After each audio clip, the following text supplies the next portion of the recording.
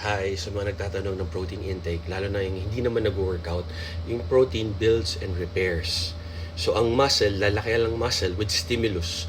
So, kailangan i-workout natin.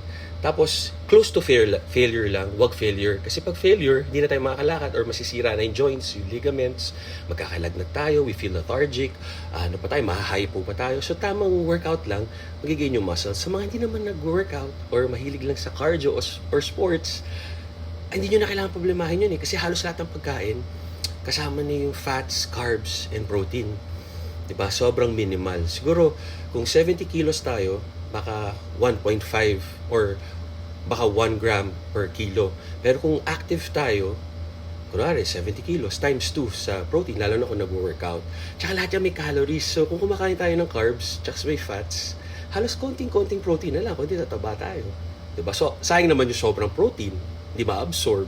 So, ang suggestion ko, since mahilig tayo kumain, bonding natin kumain, as much as possible, huwag tayong kakain sa labas, tayong gagawa ng food natin. Kung talagang gusto natin ma-achieving goals natin, at strict tayo, no added salt, butter, ganyan. Kung lean chicken, minsan may konting fats yan.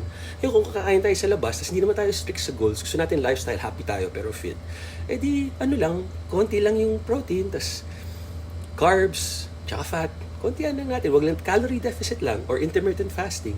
Fast tayo 16 hours or 24 hours para kahit di tayo nag-workout sa 24 hours, autophagy, yung cells natin nagre-renew, yung mga dead cells, kinakain niya. Yung ganyan, nakakatulong siya. Natural stem cells, growth hormones, testosterone natin, tumataas, bumababa yung estrogen. And then, pagsasama mo pa yun ng workout, bibilis talaga yung metabolism natin, yung thyroid natin. Pero wag natin i-complicate yung sarili natin. Wag natin problemahin yan. Ang problemahin natin, pumunta tayo sa gym or very active lifestyle or kahit walking lang. Yun lang muna, yung basic lang muna, walking, ganyan. Huwag natin biglain ang sarili natin kasi pag pinagla natin, hindi na tayo maging consistent, ayaw na natin kasi mahirap. Gawin lang natin pa unti-unti, bawas lang ng 100 calories a week or bawas lang tayo isang meal sa isang araw or isang meal every 2 days, diba? Kung mahilig tayo sa hamburger, kumain sa labas, edi isang meal lang kumain kayo, hamburger and fries and milkshake, yun lang yung pagkain nyo for the whole day. Parang ganun. So kahit pa paano, naka-calorie deficit, pumapaya tayo. Ngayon, kung gusto natin lumabas yung muscle, kailangan i-stimulate yan. Lahat po tayo pinanganak, may buto, may muscle, may organs. Yung muscle, lumalaki lang yan pag may stimulus, pag may workout. Tapos makikita lang siya pag bumaba yung body fat.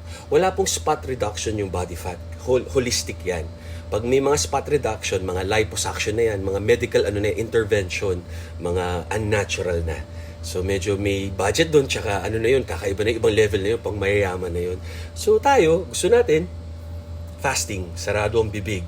Diba? Ganun lang. That's enjoy. I hope this helps. I'm not your doctor. Do what works for you.